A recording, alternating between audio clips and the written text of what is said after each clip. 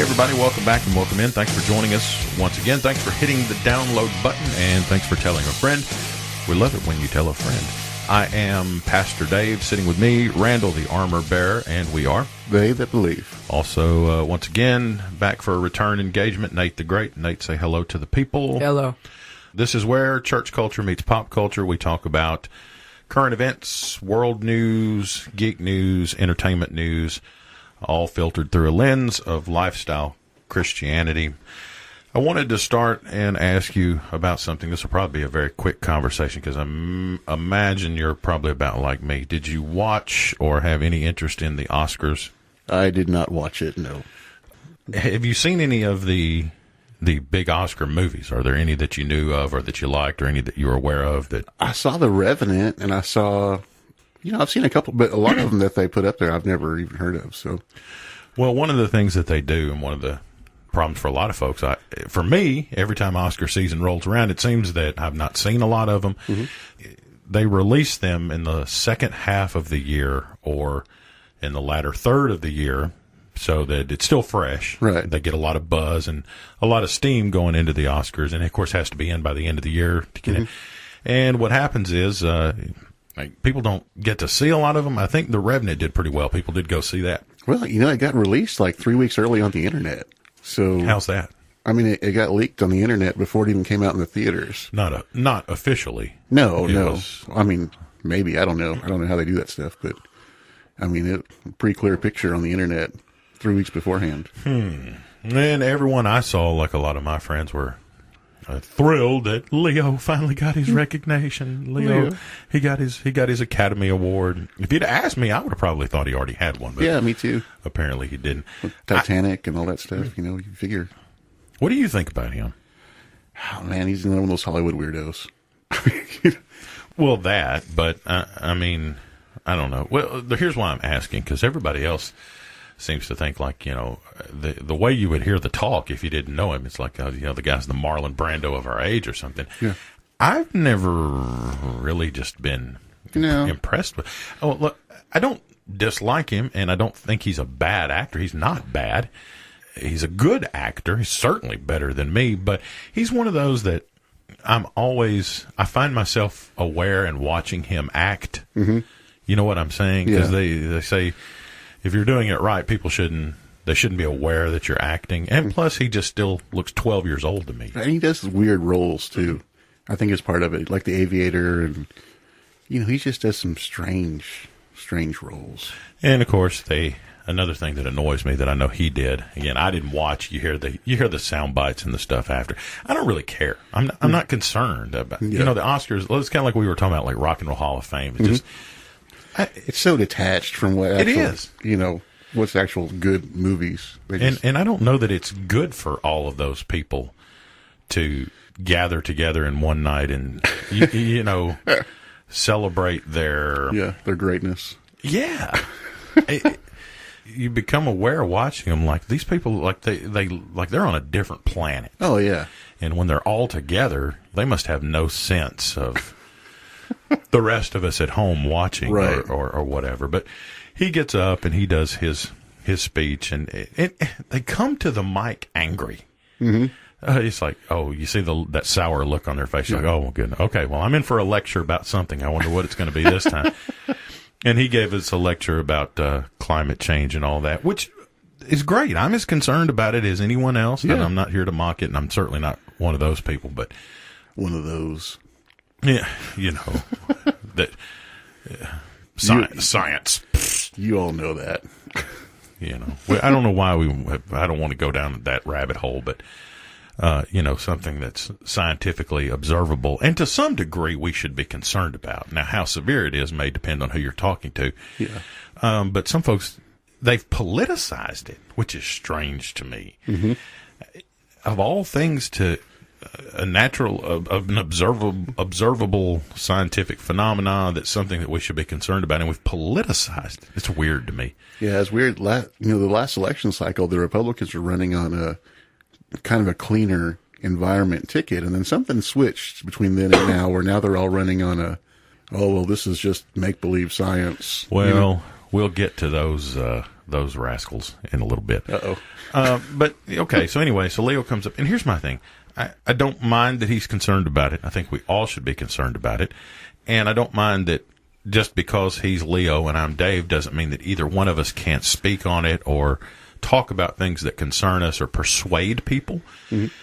But the thing that bugs me about these award shows is you're being honored and you're being recognized. And even if it's something as silly as just your peers giving you a stupid award or the whole Oscar process is very political. Yes. But nonetheless, it still is an honor, and it's something you'll carry because now every time you pick up a DVD or you go to the movie poster will say Academy Award winner, Leonardo DiCaprio.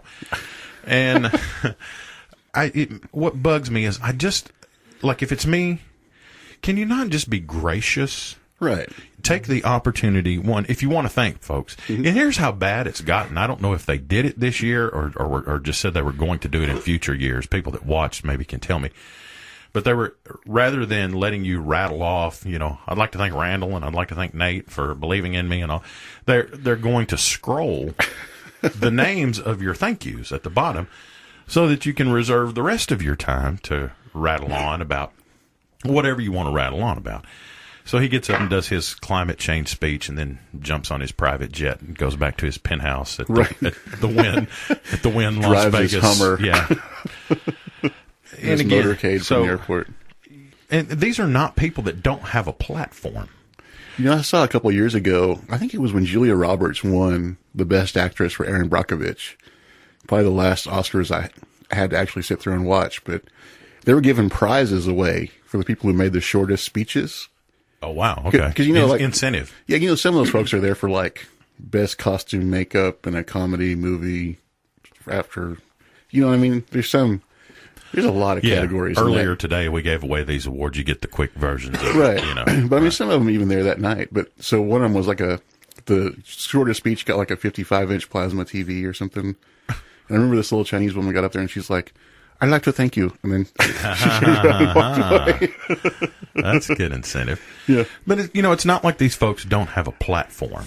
Leo or any of those folks who are obviously well known could sit down at their computer and in a matter of minutes fire out an email, an open letter to Twitter, to the New York Times. Yeah. You know what I'm saying? If he wrote an editorial or a letter to the editor, an open letter, whatever, about his concerns about climate change, it would be printed all over the country. And it would be why take that opportunity? Why not just be humble? Why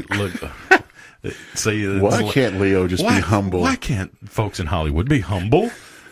Why can't they be humble? But here's what, and this is where I guess we can maybe segue. Well, it's our entertainers, our actors want to be politicians. Mm-hmm. Our politicians want to be entertainers, right, and actors. So we've got Super Tuesday in the rearview mirror, and I don't really want to talk so much about politics. Maybe we can talk around it or talk about this election cycle and process because I got a lot to say about all the candidates. I'm not going to tell you who to vote for, but I'm going to tell you who not to vote for. I'm going to tell you who I'm not voting for. Any of them. But that's me. That's me. Yeah. And now, you feel free, of course, because some people take this very personally. Some people are very proud and want to tell you everything. Others kind of want to keep it to themselves. So if you would prefer not to answer, please. We would not offend anybody. Are you registered to vote? Oh, yeah. Okay. Yeah, I voted in every election since I was 18. You may have said that earlier. Mm-hmm. I was thinking you said that maybe in an earlier show. But that, either way, doesn't surprise me about you. I think you're a civic-minded kind of person. I know you're detail-oriented about those kind of things. So did you get out on Super Tuesday? I did not. Okay. I did not. I don't really. I try to do the primaries every time, but I missed it this time. I was working, so I didn't do them. So we're in Tennessee, and I don't think anyone should have been surprised. I mean, if you were, I'm sure the Vegas odds makers, if you were going to the gambling websites, probably would have had easy money on Trump and Hillary. Mm-hmm. Respectively, taking the state in their individual primaries. I think they had Politico had the forecast done at like 9:00 in the morning as to who was going to win. Yeah. It seems pretty clear. Now, the only thing that surprises me, I guess, at this point, and maybe I would have even said that. I don't remember if I said it I don't think I said it in here. Maybe just you and I talking privately. I kind of laughed and never thought that Donald Trump would have made it this far. And flat out, it looks like he's going to be the nominee. Yeah. Although now, as we sit here, today's Thursday, and I guess it's tomorrow, Mitt Romney is supposed to poke his head out and have some big announcement. What do you think he's up to? You know, really don't know. I mean, his people and his staffers, because the question is he going to announce that he's going to get in and try to derail Trump? But I don't think his staffers say that's very unlikely. Well, the last election that came around, the last time he ran, he had said that this was his last run, that he promised his wife that he wasn't going to run again. So, I mean, as far as political promises go, I guess. Yeah, I don't know. He's obviously up to something, but even his staffers, people close to him, said no, he's not gonna, because some apparently in the Republican Party were hopeful that somebody would emerge out of the wings on a white horse. They're looking for anybody right now. Put this thing back on track. So, let me start here. One of the things that bugs me, in addition to all the rhetoric, and Facebook is just blowing up and it's angry. And I have a friend of mine who's kind of gone the other way, like where I get frustrated and depressed about it and have to take breaks. He just went full troll. He just decided to have fun with it and started winding people up. And so I kind of joined in and took some pleasure in kind of riding his troll wave. And my response the other night was, regardless of who wins the election, I'm just hopeful that my district will win the Hunger Games. Yeah, I can see Trump insteading the Hunger Games. Because America, girl, you in danger. But get your bow and arrows ready. Oh man, it all of a sudden it seems like a very real probability or possibility. The zombie apocalypse is looking like not that bad right now. But before I talk about those folks, there's another phenomenon that seems to happening, where the voting shaming, and everybody wants to be proud that they voted. And I'm proud for them, and they should be proud. Right. Get your sticker and all that. But then they want to, shame people and make everybody feel bad and get guilted for not going out and voting and all that. And now, let me say this, and I'm probably not supposed to say this. I'm probably supposed to be ashamed to say this or whatever. I didn't vote. I didn't go out for Super Tuesday. And to be very candid, unless something very dramatic happens, probably in the next few weeks, maybe next few months. I mean, we don't have that much time left. Right. I'm not planning on voting. I'm not planning on doing it. There's no one that I want to vote for. And in the last couple of years, because I'll tell you this, I have historically leaned, I guess, Democrat, and to a certain point, liberal, not leftist. I think there's a difference. Yeah. Not leftist, but liberal. And it was easy for me, say, 5 years ago or more, to go and vote straight party ticket. Right. I do believe, regardless of how you vote, I do believe in voting straight party ticket because, as we've seen with the Obama administration, with an obstructionist Congress, it's near impossible to get anything done. Nothing happens for 4 years. You need checks and balances, right? And you need some compromising back and forth. But we've seen in the last few years where it's like, if he walks in and says good morning, they're gonna hold a special session of Congress to decide whether it is or not.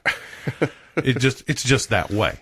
And it's true no matter who the parties are. So I heard that from a political instructor or whatever many years ago in a seminar at college, who kind of pronounced the benefits of voting straight party. Well, I remember when Clinton was president, I think it was in his last term that the Republicans swung the House, and it was like nothing happened for 4 years. Nothing could get. Yeah. And even if he did anything, it was like they had congressional meetings for years about it, So what do you think about that? Now, you have a bad habit or maybe I have a bad habit of picking things to which you too easily agree with me.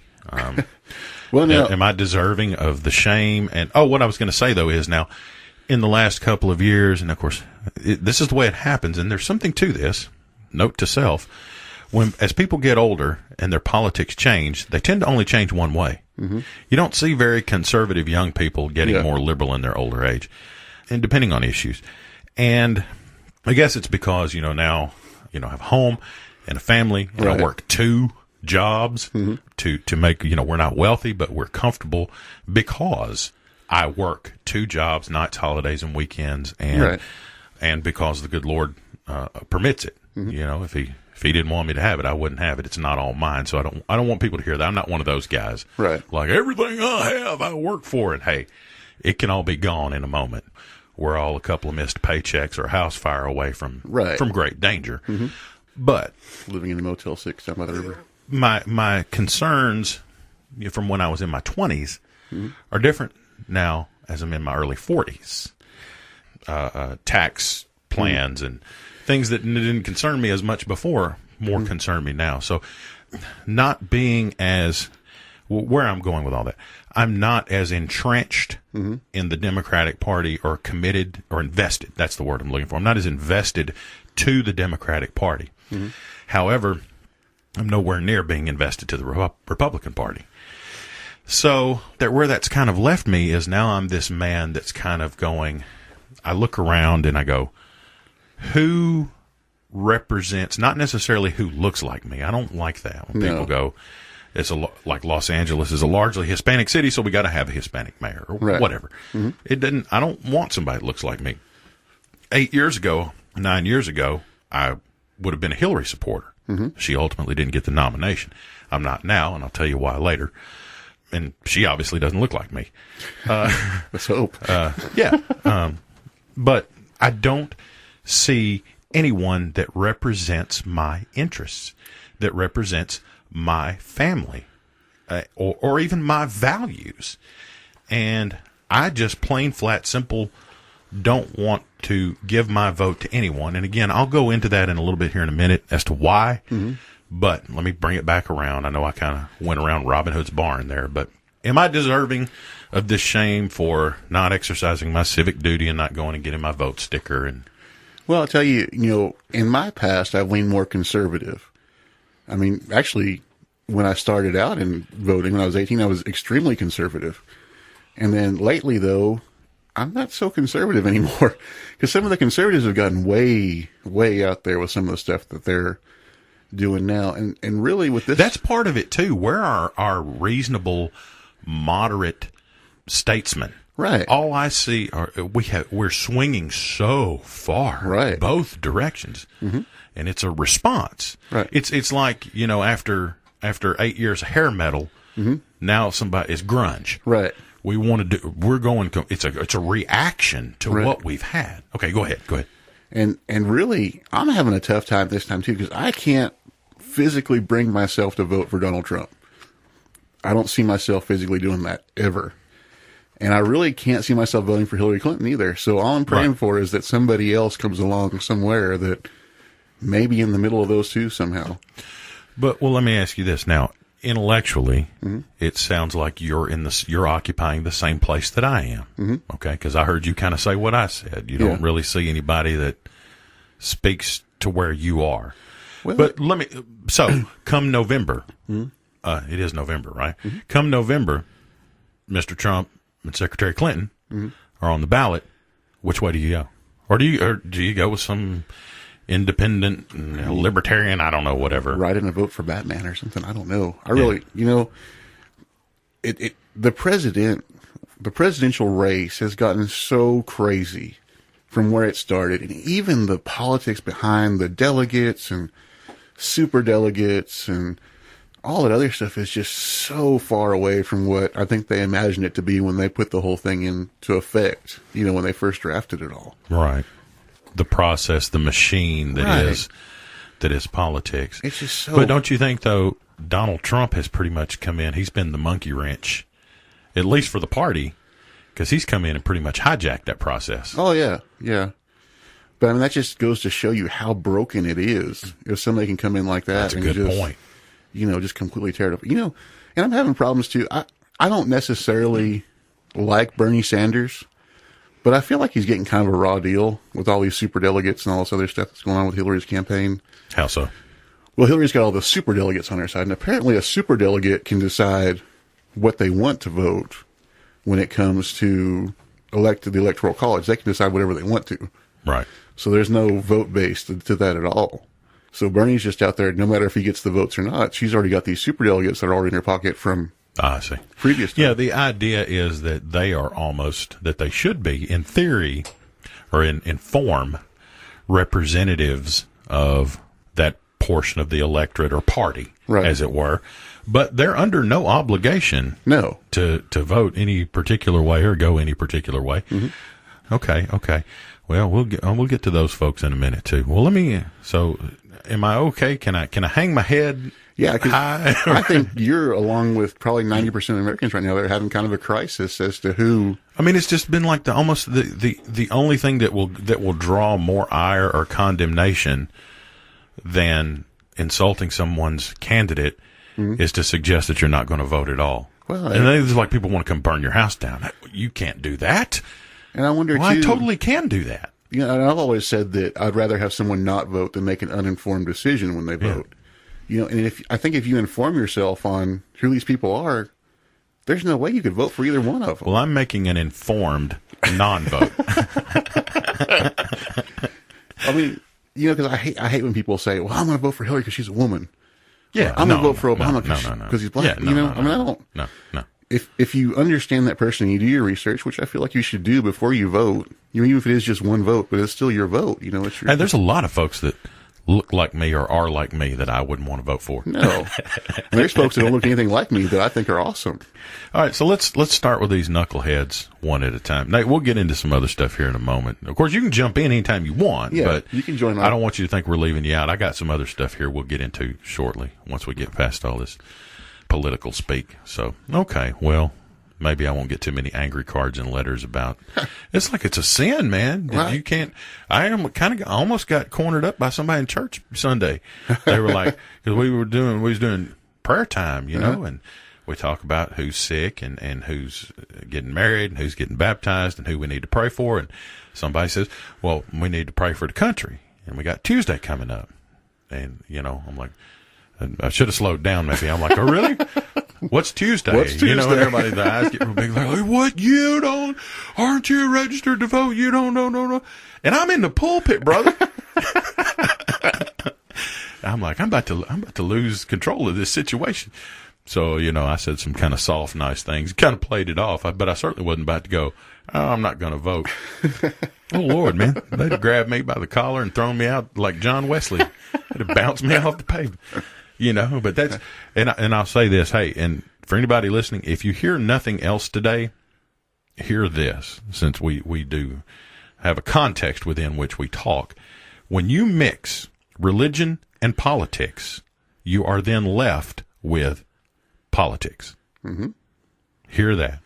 So I'm not mixing those at all. And I do not tolerate, cannot stand politics in the pulpit. No. I don't do that as a matter of principle. I don't like it when I hear it. And anyway, okay. So let's start. Donald Trump. He seems to be the biggest celebrity of the election cycle. Mm-hmm. Here are my problems with him. I think that, and I'm not, even aside from the things that he's saying, I'll get to those in a minute. Yeah. My foundational problem with him, my biggest problem with it is, I believe he's dishonest. Yes. I don't believe the person talking to me really believes what he's saying. No. I was really put off to see him almost as a prop, holding up a Bible, going, "It's a pretty good book, isn't it? It's better than Art of the Deal. It's a good book." And, then cannot give you anything that's in it. No. He can't tell you anything that's in it. Surprised in and, smoke and to the contrary, has been very, very vocal and very proud about his extramarital affairs and his sexual dalliances and conquests. And there are lots of people in the world like that. Mm-hmm. And if you want to be proud of it, that's one thing. But don't do that and then in short order present yourself. And he keeps saying like, oh, I'm very popular with the evangelicals. I'm very popular with the evangelicals. And you get the sense that he's trying to sell me that car. Right. Look, I got a Bible like you. I'm big with the evangelicals. We're the same person pretty much. I'm a Christian too. Yeah. Wink, wink. And it's like, Now, I did say in one of our earlier podcasts, and I'm not going to do this, that I don't, when somebody professes something, I don't know the man. Mm-hmm. Like, it makes me so angry when people talk about the president and want to call him a Muslim and all this kind of stuff. Mm-hmm. You don't know the man. And all I know about him is he professes to be, and by record, according to the records of his church, he's a baptized Christian. Mm-hmm. I don't know for a fact whether he is or not. I wasn't there when he said the sinner's prayer, or, I wasn't there when he was baptized. I don't know what's in his heart. Yeah. But I know what he says, and I know enough. I'm not going to call him a Muslim. Mm-hmm. And I was thinking about this today when because I was getting ready to come in here and rail on these guys. I thought, be consistent, brother. Be consistent. I can't start ripping Donald. Mm-hmm. I'm not going to sit here and call him a bad Christian. Here's another problem for me with him and with Cruz and with Rubio and with the Pope, who got in on this for some odd reason. That's exactly what they started doing to each other. Mm-hmm. They all propped themselves up as Christians and then immediately attacked each other's Christianity. Right. That left such a bad taste in my mouth. It made me want to get them all in a room as the pastor and go, what are you doing? Well, and sometimes, too, like Trump, especially, everybody says, oh, well, he says what he feels. He speaks from the heart. No, that's all. I mean, it may sound like he's just saying stuff that's reactionary. Yeah, and what if it's crazy talk? Yeah, he's saying stuff to get a reaction from people. Nothing worse than like a shock jock on TV. He's not anything better than Howard Stern, pretty much, just a little cleaner language sometimes. People who are crazy speak from the heart. Yeah. And off the cuff. Well, he's grunge. And we're coming out of hair metal. Yeah. It's a reaction. It's a response. And unfortunately, it's a reaction to the worst parts of ourselves and some of the anger and stuff. So, again, I'm not here to sit in judgment of Donald Trump, how he's lived his life, how he's made his money, or his Christianity. He has, if he's a Christian, and he professes to be, and he has a personal relationship with the Savior, that's exactly what it is. Mm-hmm. I have my personal relationship with Jesus, and he doesn't ask me to come get involved in Donald's personal relationship with him. I wonder what his views are on tithe. I wonder if he's tithe 10% of all that he's yanked in. I don't know. Well, he apparently won't release his tax returns. Yeah. So, I don't know. Okay, so on to his policy stuff. And here's the thing with me. Whether you like it in principle or not, because a lot of people are hung up on principle of, he suggested that. And, of course, everything's racist. Mm-hmm. Everything is racist. Donald Trump woke up and said good morning, and he said it in a racist. Everything's racist. Everything's racist undertones. If you get up in the morning and your cornflakes don't taste right, it's because of institutional racism. Yeah. Everything's racist. Well, can I just say real quick, unless you're a Native American, we're all immigrants. I mean, at some point or another, somebody from our family has decided to get on a boat or a plane or whatever, fly a little bit over here, cross the border, and do the stuff to become a citizen. I just have, and I think a lot of people have, and Trump can play into some of this too, I have racism fatigue. Mm-hmm. I am so fatigued. And here's what we've done. We have cried racism too early and too often now that it means very little. Yeah, nothing. Hey, 10 years ago, 12, 15 years ago, if I said, did you hear about, let's pick a celebrity who's a good, decent celebrity, we would, Tom Hanks. Mm-hmm. Oh, did you hear about Tom Hanks? What about him? Well, he's a racist. You would wonder you would think, well, something must have happened. Mm-hmm. He was somewhere and he said a racial epithet, or somebody got him on tape telling a joke. Yeah. Or he treated an employee. You would expect it would be something egregious. Mm-hmm.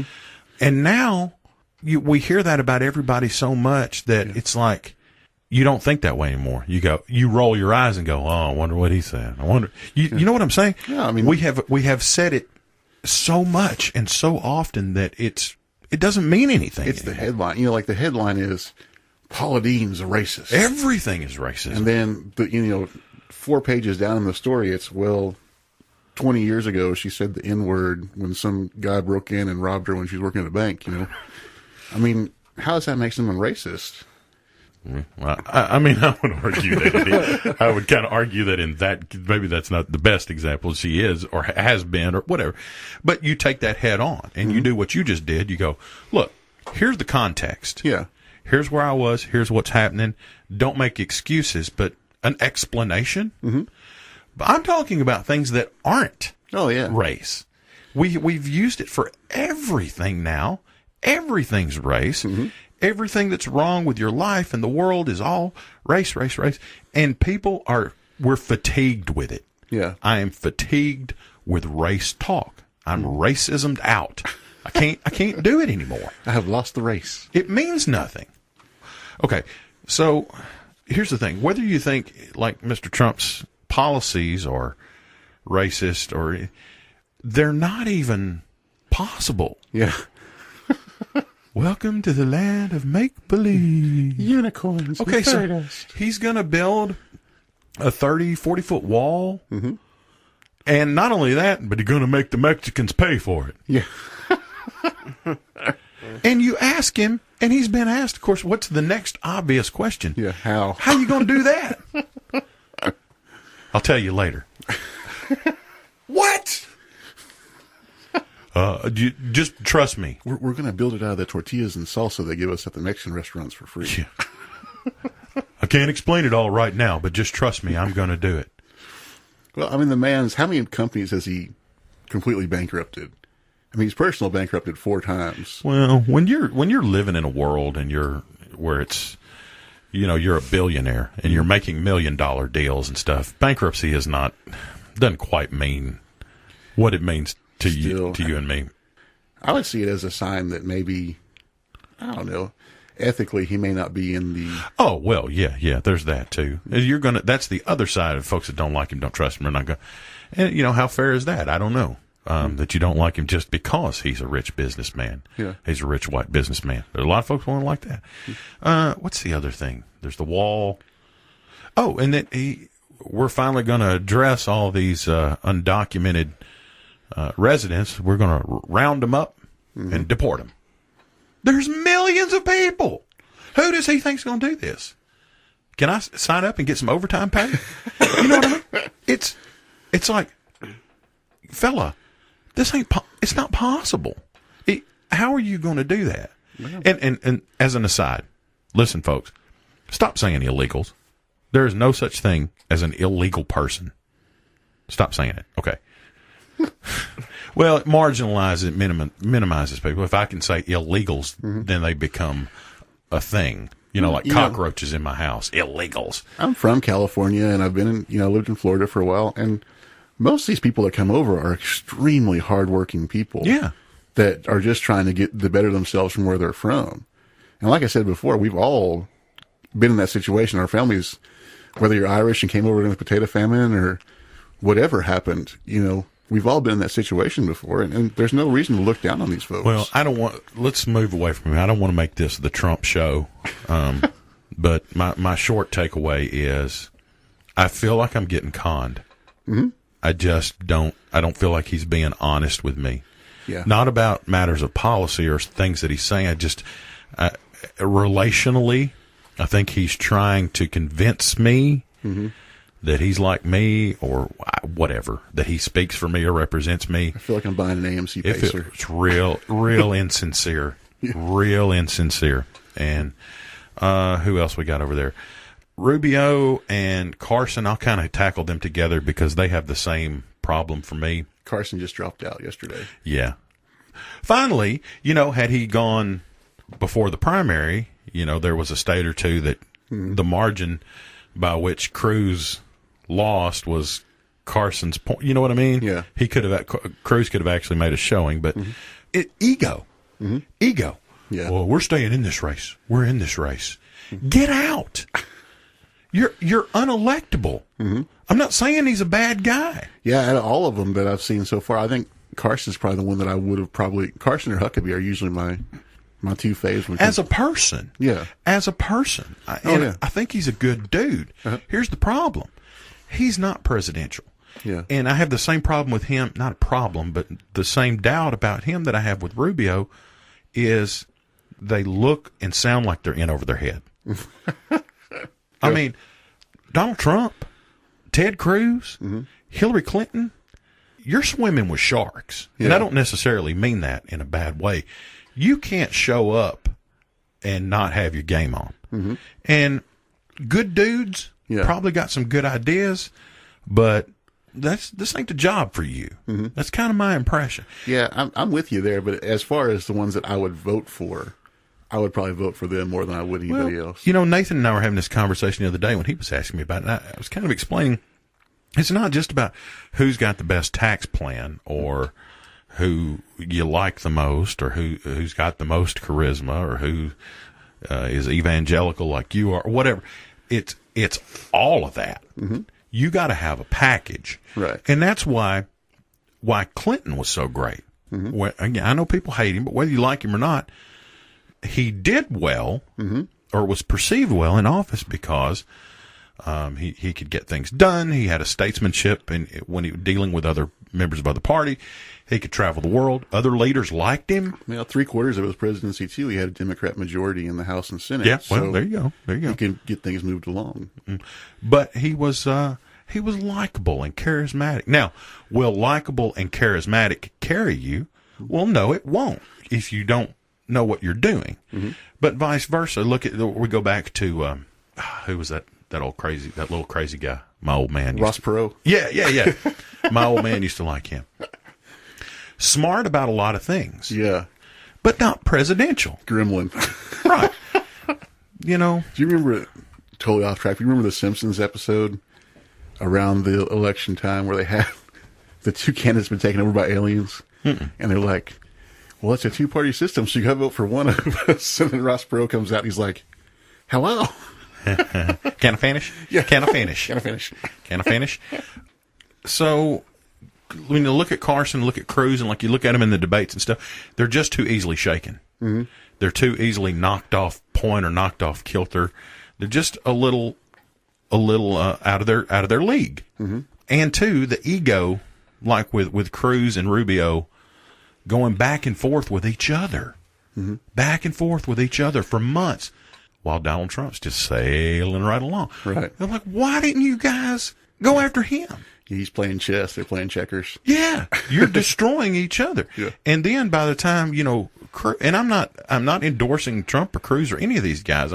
I'm just kind of evaluating the plays on the field, so mm-hmm. don't anybody misunderstand. But if I am invested in the Republican Party and I want an alternative to Trump, I'm pretty dadgum mad right now about Carson and Rubio. Get out! Well, we're staying in this race. We've still got a lot of support. And Rubio, you won one state. Yeah. One. Okay, all right, calm down. Did that cover them all? Cruz. Blood pressure. Cruz. I want to like Cruz. Mm-hmm. But his tax plan. What are you going to do with your tax plan? Oh, easy. Flat tax. Yeah. 20%. Gosh. That sounds nice. Oh. But for one, it's going to make my taxes go up. Yeah. Who was that guy that used to run all the time that had the flat tax? I don't know. We had somebody used to run in the state that used to say that all the time, but I don't. Well, I mean, there was that. On the national level? Yeah, there was one guy, and I'm trying to.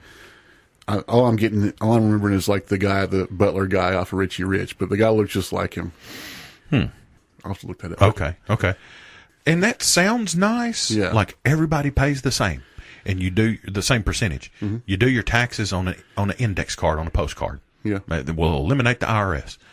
That sounds nice unless you make $20,000 a year, and a lot of people do. Mm-hmm. Now I have a family which I support stuff, and Gretchen still works because she likes to and does things with her own income.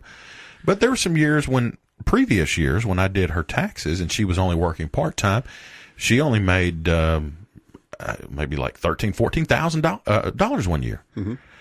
20% of that? Yeah. That's a big chunk as opposed especially if you're trying to run a household off as that. opposed to some people are living on that. As opposed to if you make $130,000 a year. Yeah. 20% may not seem so bad, but you can't apply that across the board. Again, it sounds good on the surface, and then I'm like, well, that's not fair to these people. And then I started looking at my own. I'm like, hey, that ain't fair to me. Well, if you're eating steak, it's not that big a deal to go to chicken. But if you're eating ramen noodles, there ain't a whole lot of place to go. Yeah. So, I when he gets into that oversimplification, and I'm like, he can't believe this is a good idea. Right. It's not feasible. Well, I mean, it'd never pass anyway. Well, that's kind of where I was going to wind up at the end of the day, is all of these people, for all the things they're saying, they can't do it. No, none of it's like when they come out with the dream cars, like they come out with the car they're going to build, the car of tomorrow, and they show this big runway of this car that's so beautiful, and then the car comes out and it looks like a AMC Pacer or something, you know what I mean? From Stark Industries. So, forget those morons. Let's move over to the other morons. The one that I want to like, and if this were 8 or 9 years ago, this would be a different conversation. Hillary Clinton.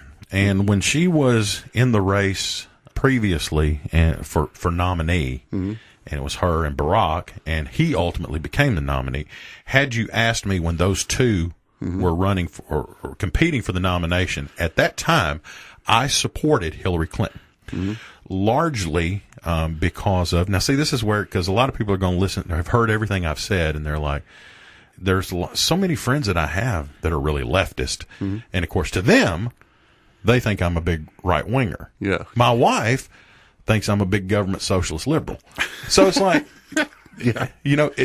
I have found that the perspective on my politics really depends on who's viewing me. You can't be even just the mildest bit moderate, or everybody's going to. So back to Hillary Clinton. So the reason I prefaced it with that is because I am a proponent of, and a lot of people aren't, universal health care.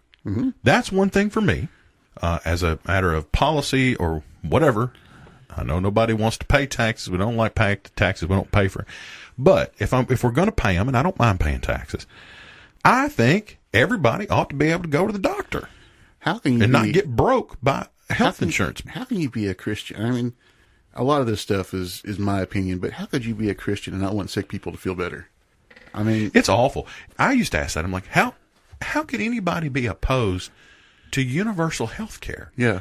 And you need not ask that, because you don't want to hear the answer you'll get, which is, well, I don't want to pay for it. If I have to pay for it, I have to pay for it. I'm like, we're not talking about paying to give people PlayStations. Right. Or it's health care. We're not paying for breast implants. We're paying for people that are sick, that have cancer, that have things that they need help with to get their help. So now, lest anybody jump on me and go, oh, he's a big government socialist liberal Hillary supporter.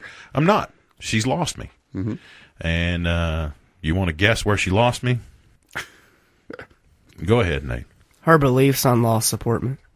Yeah, she's been pretty, to my sensibilities, has been negative to law enforcement. Doesn't stop her from having 20 of Secret Service guards around her all the time. No.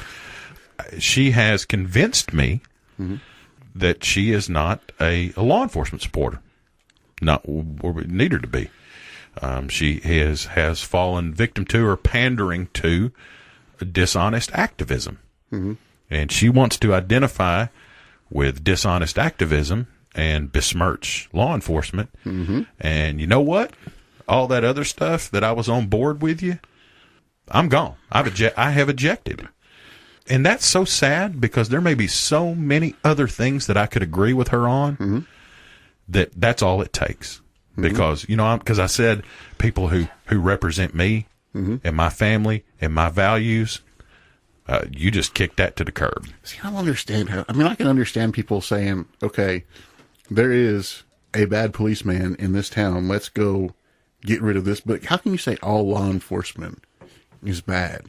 Especially now, look, man, by this time last year, March 4th, as we sit here today, what's the 3rd? It's the 3rd, right? March 4th, last year, 2015, the first law enforcement line of duty death for 2015 by gunfire, meaning someone shot and killed them, happened on March 4th of last year. This year, as we sit here today, we've had 12. Mm-hmm. And yet the narrative exists out there that police officers are indiscriminately or at exaggerated rate are murdering citizens. We're shooting dogs and killing people, specifically African Americans, and the numbers don't bear it out. Yeah. And, I can't imagine anybody who decides to put on that belt and put on that badge and say, I'm going to go out and protect people, to say, well, I'm just going to start shooting folks too. Yeah. It seems so contrary to what a police officer is. It's completely dishonest, and that's the only word that I know to use for it. Mm-hmm. To look at what's actually happening, to look at the numbers and say one thing is true and one thing's not, it's completely ridiculous. So yeah, I've bailed, I've ejected on her. All this other nonsense about the emails and all that, could care less. Could care less. And here's the thing with that, with her being Secretary of State, things can be classified or declassified retroactively. And one of the people who has the authority to do that is the Secretary of State. And I don't want to get bogged down in that too much. I want to hear what you have to say about it. Obviously, you have something. What do you think of the Benghazi thing? Again, I don't mean this to sound the way it will, because it certainly is a serious thing. People died. But as a political football, it's much ado about nothing. Well, I feel like that at some point, somebody could have done something about that. Those gentlemen, as brave as they were, and I can't, to be honest with you, I can't sit here and say that had I not been in their position, that I might not have acted the way they acted, that I couldn't sit there and not do something. But the truth is, they were told they were a mile away. They were told to stand down. Yeah. They got up from where they were, ignored instructions to stand down, and made a decision, a very brave decision, that they could not live with. They had to go and help. They were not placed there. They made that decision and were very brave for it. I'm not being critical, but to lay that at the feet of someone else, and it's not even like the order came from her. It's not even like, as I understand, that she was even aware of what was happening in real time. It's become a political football. Well, and if you've got dead soldiers and dead people, it's easy to lay that at somebody's feet. It just feels like there's some cover-up involved there somewhere. Someone's not telling the truth about something. Well, that's very likely true. Yeah. I mean, I understand the soldiers. I understand that they didn't follow the orders and everything, but I feel like there's some parts of that probably aren't being spoken about. Sure. And I hope people didn't misunderstand. When I say it's much ado about nothing, that seems awful to say when you go, well, 4 people died, or that's not what I mean. It's obviously more than nothing. Right. I mean, is in terms as it being a political football. And I think, Hillary's statement said it was just 4 people or something like that. I don't think she believes that way either. I don't think you could be a human being and feel that way. No. For sake of this conversation, the emails, the Benghazi stuff, that for me doesn't factor into what I'm talking about. And really, it doesn't need to. Yeah. I told you where she lost me. I feel like, though, that she would lie, cheat, and steal to cover her butt any chance she could get. That's probably true, too. Yeah. And that's probably true of anybody we've talked about. Yeah, you're probably, but I feel like from her, I get that vibe. Or maybe that's unfair. I feel bad now I had said that. Maybe that's not fair. I don't know. Bernie probably wouldn't do that. Bernie Sanders. Let's talk about him. Let's finish up with him. Man, I got so many problems with this dude. I actually like Bernie a little bit. He's like the anti-Trump. Well, I'm not going to say like I don't like him. He's just a big Marxist. And I appreciate that he wants to give. That's a nice sentiment to want to give everybody everything for free. It's kind of like Donald's wall. Yeah. Well, the difference is he's telling us how he's going to do it. And I got a big problem with that. How you plan to do this, Bernie? Raise taxes. What do you mean raise taxes? Well, just maybe double them on the middle class, but raise them as much as, 54% on the upper. Some of his tax plan for the upper tier, the ones we're supposed to hate, the 1%ers, the billionaires and stuff. If what I have read is correct, I'm not always good with numbers and money and stuff, but that he would want to tax some people in this country at 90%. Now listen, listen, I don't care if you have a squillion billion dollars. I don't care how much you're worth. And I mean what I'm about to say. Taxing or taking 90% of anyone's income, that is plain, flat immoral. Yeah, I'm with you there. That is so immoral to me. Now, I don't care about income inequality and all this other stuff that you're going to try to justify it with. There is nothing you can say to me that will justify. I'm not saying people shouldn't pay their fair share. Hey, I'm not saying if you ain't got $1 billion, maybe you ought to get deep. But when you tell me you're going to try to tax 90% of somebody's, I don't care who you are, whether you got $1 or $1 billion. That is plain, flat immoral.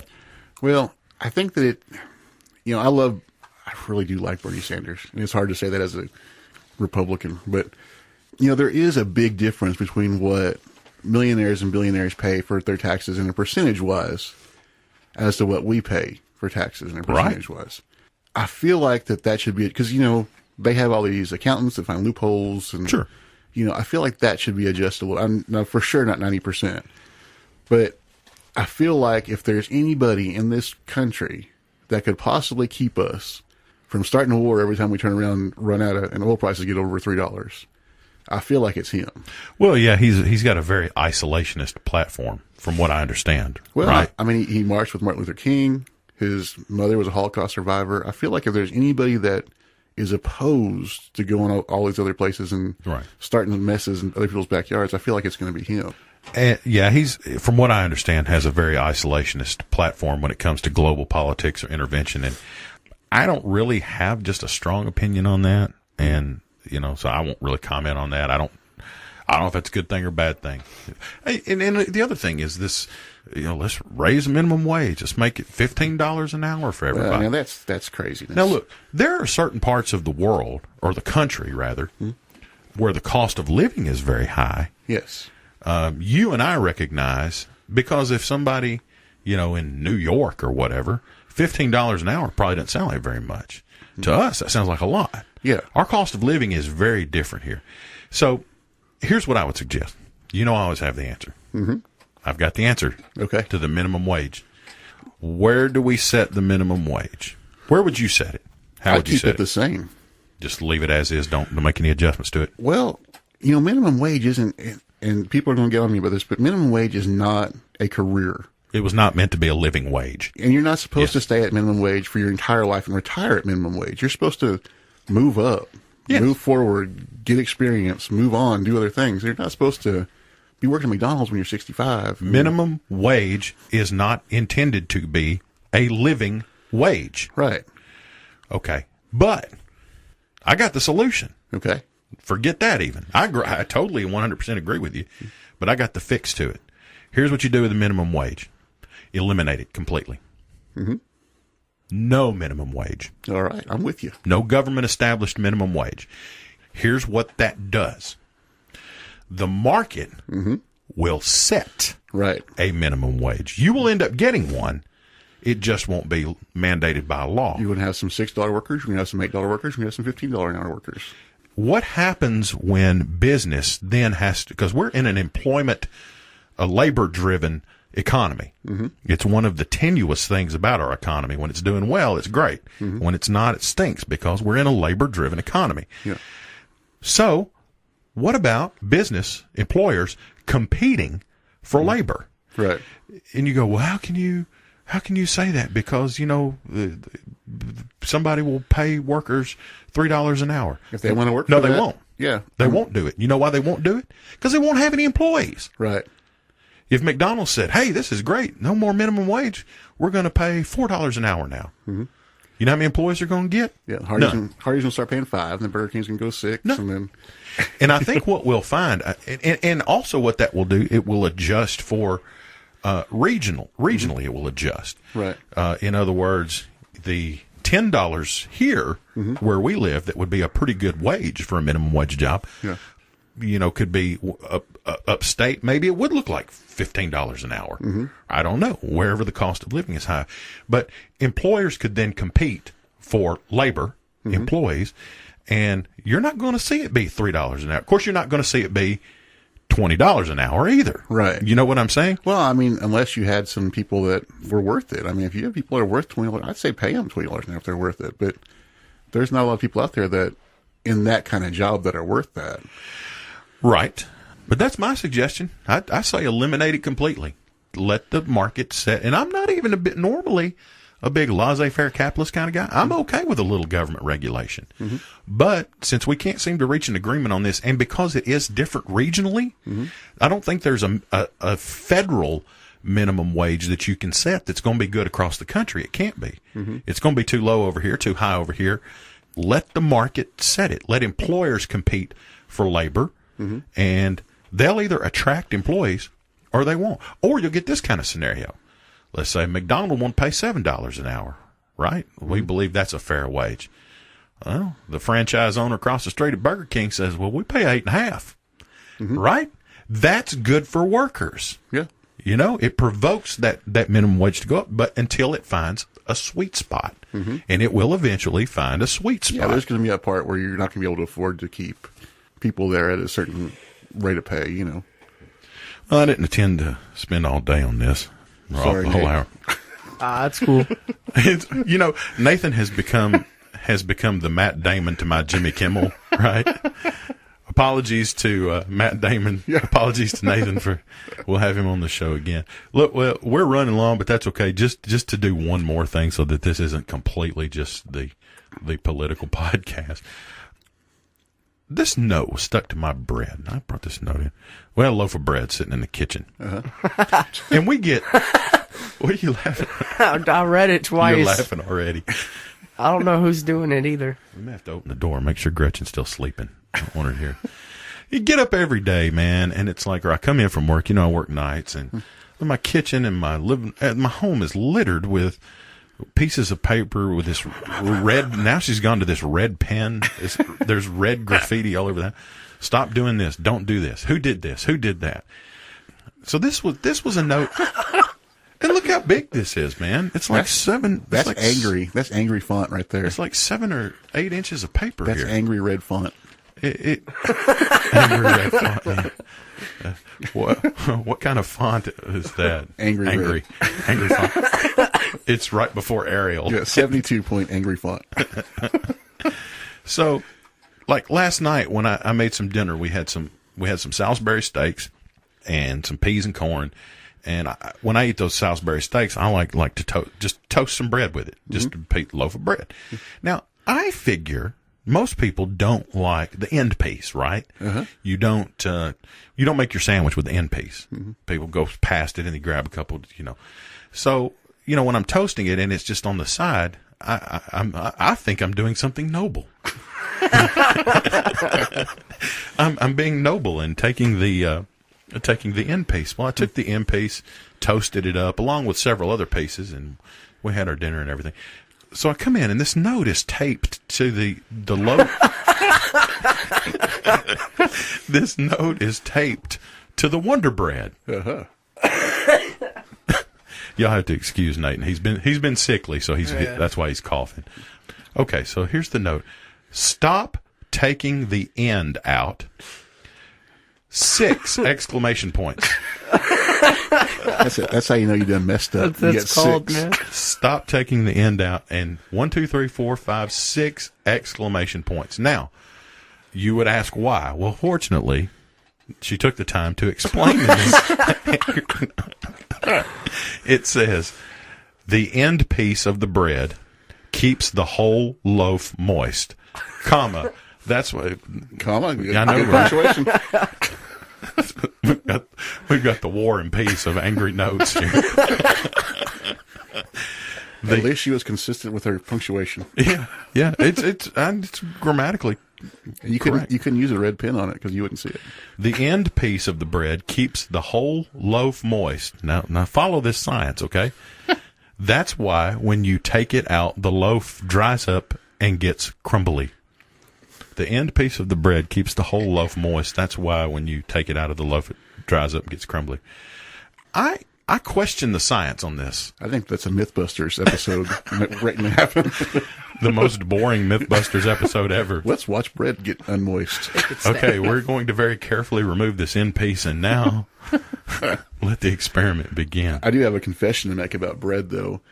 For 10 years, I lived in a house where it was considered sacrilege to take the little twisty tie off the bread and leave it on the counter and twist the bread around and just fold it underneath. That's what I do, but I get in trouble for it. For the past year, I have a counter full of twisty ties.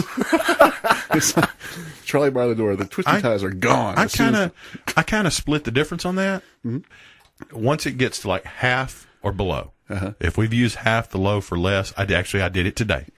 I reached that. You're gonna get another note. I know. Yeah. Mm-hmm. Well, I've already taken the end piece, so the loaf is ruined. There's no salvaging that loaf. That's your loaf now. There's no salvaging that bread loaf anyway. So that's for me. That sweet spot is in the middle of the loaf. Once we get to there and past that, then I throw the twisty tie away and just spin. Do you throw it away or leave it on the counter? I always leave mine on the counter. I throw it away. Well, I throw away like 5 or 6 of them. I'll throw. Because that would annoy me. Yeah. But you do the spin move, the spin and tuck, spin and tuck, stick it down, spin and tuck on the bread. We are the skilled spinners of the bread. Bread spinners. Mm-hmm. I saw the bread spinners on their last tour. They rocked.